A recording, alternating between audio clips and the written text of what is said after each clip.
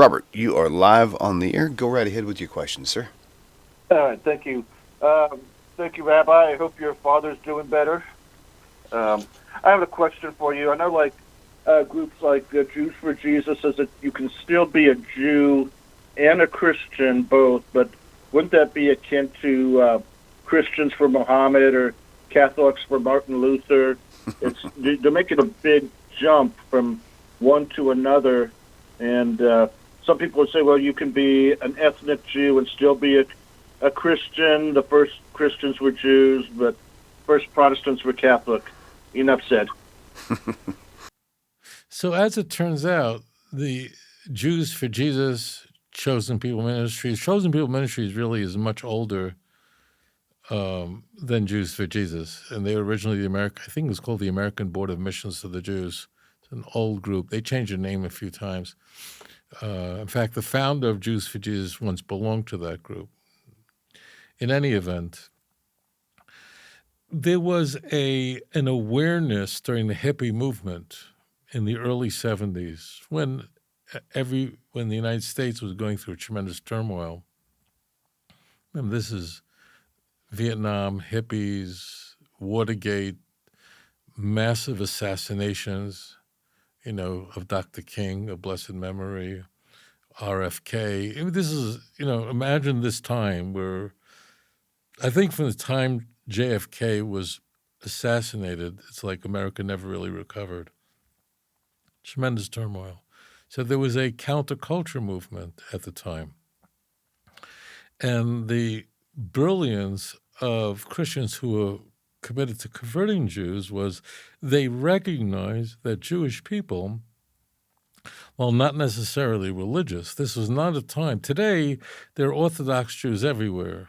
But at the time, the Reform and Conservative movement was on the ascendancy, and the Orthodox was holding on, but it wasn't like today where it's in to be Orthodox and so on. And, you had a treasury secretary and major. So what they realized, however, is that Jewish people are, while most not religious in the United States, are very proud of their Jewish identity. They're proud to be Jewish. I'm not a religious Jew, but in my heart, I'm a religious Jew. We used to call them cardiac Jews. In my heart, I'm very religious. So people are proud of their identity. Remember, this is after the 67 war. After the 67 war, there was an ascendancy of nationalism. Here, Israel was on the brink of destruction, attacked by multiple armies, but very prominently Egypt, Syria, and Jordan. And it was like 6 days of war and then rested on the seventh. The world.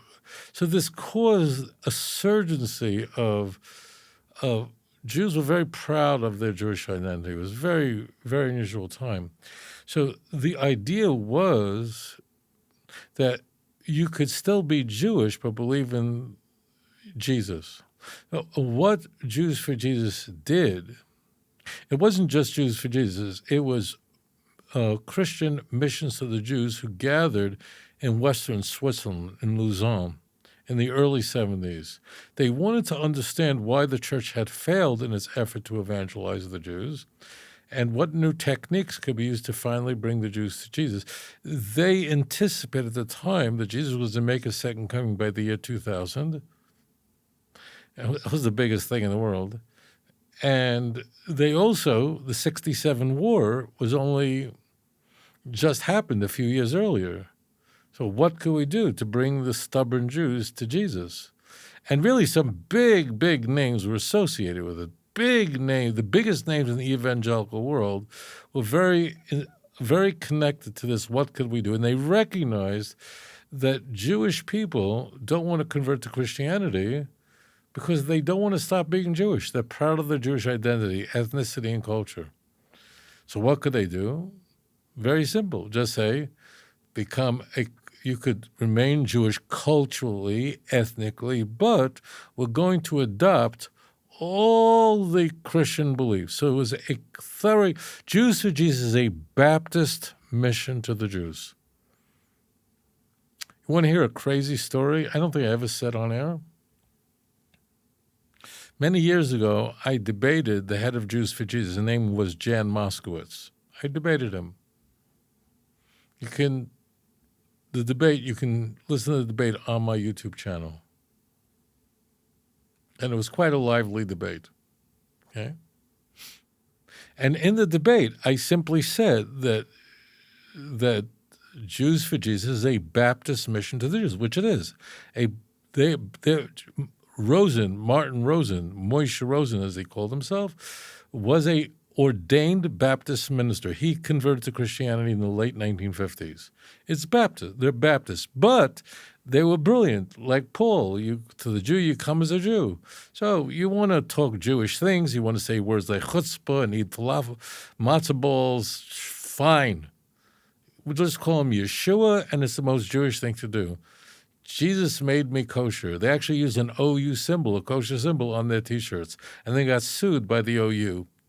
Don't ask. So the key was that they weren't compromising anything. They weren't compromising a thing. I mean, you are a total Christian, Trinitarian, Baptist, the whole deal.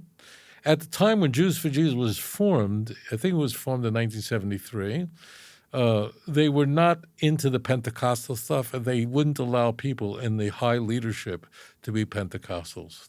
Today, they let them in. They won't rise to the top. So what they simply did was they compromised on something that was not relevant. That's rabbinic traditions. And the strange thing is that Jews for Jesus and Chosen People Ministries, they accuse me of being a rabbinic Jew. This is mind-blowing. They accuse me of being a rabbinic Jew, but the only thing they keep are rabbinic commandments. They don't keep anything scriptural. Isn't it amazing? They like Hanukkah menorahs, that's rabbinic. You know, all these things they do rabbinic. They wear a kippah, that's rabbinic, it's not in the Bible. And they don't keep scriptural commandments. It's mind-blowing. So all they did was they compromised on something that's meaningless. Now, it used to be, in the old days, I'm talking about in the old days, the Catholic Church did not like the idea that Jews would do anything Jewish. In fact, they would check in on Jews who supposedly converted and got baptized to make sure that they were, not keeping any Jewish traditions or anything. Justinian the Great, the emperor of the Byzantine Empire, became emperor in the 520s, I think 525, 526, and he was emperor for nearly 40 years. He made it forbidden for a Jew to even say the Shema, Deuteronomy 6:4, or even use Hebrew in our liturgy. So that's how the Catholic Church was. You have to eviscerate any Jewish tradition. So Jews for Jesus had the insight to say, no, keep your traditions, Hanukkah, all that stuff. You're just as Jewish to believe in Jesus. So that's how they do it, by blurring the distinction between Judaism and Christianity in order to lure Jews who would otherwise resist. It used to be in the old days when a person became a Christian, when a Jew became a Christian, he would say, I converted to Christianity. It used to be in the old days, they used to say, a Jew should convert to Christianity. Today, they will never say that. Never. They hate that. Oh, I was telling you about Jan Moskowitz. So I debated Jan Moskowitz, and at the debate, I said that Jews for Jesus is a Baptist mission to the Jews. They're Baptists who want to convert Jews. And he was very upset by that. And I didn't allow him to interrupt me. I said, these guys are all a bunch of Baptists who want to convert Jews to Christianity. You won't believe the story. I don't think I ever told it. What happened is, sometime after the debate, I think it was a few months later, Jan Moskowitz drops dead. He was on a subway platform in New York. And I'm not sure, I think he had a brain aneurysm, whatever it was, he fell, he hit his head on the concrete pavement of the train platform, and he died. He died. And I won't say whoever, but I got a call from a Messianic leader who I'm good friends with.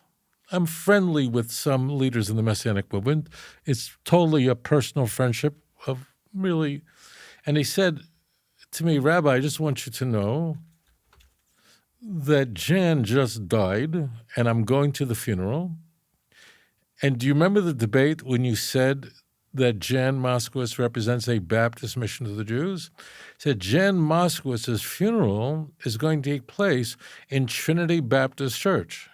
That's where the funeral is going to be, and that's where it was. His funeral was held in a Baptist church. It's unbelievable. I don't think I ever told that story. So they're all Jews for Jesus, just Baptists. Rosen, who was the head of Jews for Jesus, was really a very hardcore person, a very tough fellow, and not an easy person, not a nice guy. In general, the heads of Jews for Jesus they're a little tougher than other groups. There are some Messianic groups where the leadership is nice. Jews for Jesus is more hardcore because the organization was built in the image of Rosen, and Rosen was a very tough guy. I met him one time.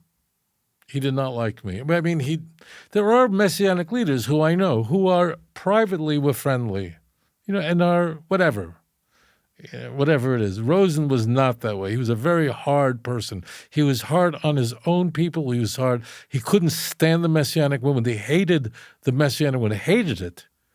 See, now Jews for Jesus will call themselves Messianics. If you see the guys who are heads of Jews for Jesus today, they all call themselves Messianic Jews. Rosen would never allow that. Will throw them out on their head for saying that. Rosen hated Messianic congregations. The old leadership, the old guard of Jews for Jesus still do not call themselves Messianic Jews. There's a guy, I won't name him right now, although he's a very famous guy. He used to be a leader in Jews for Jesus and one for Israel, who admitted that the whole Messianic movement, not long ago, he's not with them now, he admitted the whole Messianic movement is nothing but a cult. Nothing but a cult. Jews for Jesus, Rosen felt that Jews belong to churches, not in Messianic congregations, and the whole Messianic movement is just going to lead non-Jews to become Jews. And he was right about that. In fact, when Rosen died, so after he died, he had a letter that was not to be published until after he was dead. I'm pretty sure it's on the website still. It certainly was on Jews for Jesus' website. And he writes about his antipathy, his hatred for the Messianic movement, what an idiotic movement it is. He believed that Jews belong in churches. What happened was the Messianic movement caught on like wildfire, and the term Messianic caught on. So today, you could be the Pope, but you're Messianic. Today, everybody likes the term. So Rosen didn't get his way completely, but he was a kind of Paul figure. So today, the whole Messianic movement, all the Hebrew Christians call themselves Messianics. Jews for Jesus, of all of them, are the most antinomian, Pauline, Christy. Like you'll hear leaders in Jews for Jesus say, I'm Jewish and I'm a Christian, right? But many other Messianic groups will not use the word, I'm not a Christian, I'm Messianic. You got it? So people understandably view the entire Messianic movement as completely monolithic. They're not. They're just like the Protestant world. Some of them are charismatic, meaning Assemblies of God type. Charismatic movement is not even, it's a little more than a century old, or they're fiercely anti-charismatic, like Southern Baptists. Southern Baptists and Jews for Jesus are very, very close. Jews for Jesus is like the most hardcore anti-Torah. It's hard getting at Messianic group, meaning converting Jews, but they're the least friendly towards the idea. But the founder of Jews for Jesus never, ever called himself Messianic, couldn't stand it. They also fought between each other. Even to this day, the Messianic groups fight with each other like crazy. And really it does us a lot of good because they're battling each other over who gets to do where, who gets to do the Passover Seders, the Messianic Seders, and so on. They always fought within each other. I'll say something else that will surprise the viewers. I don't even have a caller. The most anti-Jewish, or the groups that are most responsible for anti-Semitism in the Protestant movement are Messianics, because they're the ones who go to churches, Gentile churches, of course, and they tell them how they're being persecuted for Christ. It's really crazy. But Jews for Jesus stirs that up. They go into these churches, and the church is filled with nice non-Jews who are otherwise have a favorable view towards the Jews, and they say, oh, we're being persecuted for Christ. Another topic, but that's what they do, and they can raise a lot of money that way, but unfortunately they throw gasoline on a fire. So that's really how the movement grew, but they're only just using outer rabbinic traditions and customs in order to sell a thoroughly Christian movement. Anyways, thank you for your question. If you enjoyed this program, please like and subscribe. אדון עולם אשר מלך בטרם כל יציר נברא ואת נעשה בחפצו כל